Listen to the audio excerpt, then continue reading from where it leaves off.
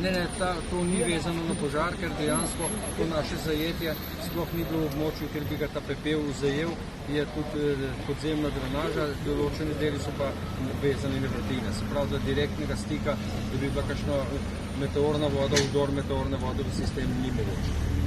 Kolikšna je škoda, mogoče poznate kakšno številko? Ja, glede na to, da je bila ta tovarna zgrajena 2012, je praktično zelo nova tovarna, ena najmodernejših v tem delu Evrope za to proizvodnjo izolacijskih materialov, je bila takrat vredna investicija 20 milijonov, za dobrih 5 milijonov je pa zgorelo še repromaterijala in končnih izdelkov.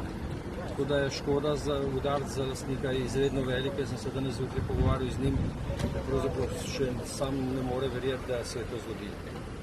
Kakšna je pa škoda za občino in za delovna mesta? Ja, ta tovarna ima 25 delovnih mest, glede na to, kar sem rekel, je zelo moderna na izmeno, deluje 24 ur na dan, vse dni v letu, neprekinjeno, 5 delavcev do 6 je na izmeno, tako da število delavcev ni, ampak je pa težava v tem, ker pač proizvodnja tega materijala je zdaj ravno največ v vzponu, gradbeništvo je v vzponu in to bo velik udarec za sam komercialni del, ker pač proizvodnje ni.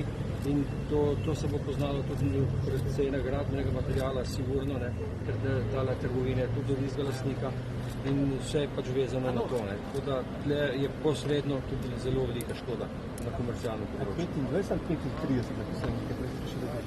25 je redno, potem pa po potrebi v konicah dobijo še dodatne.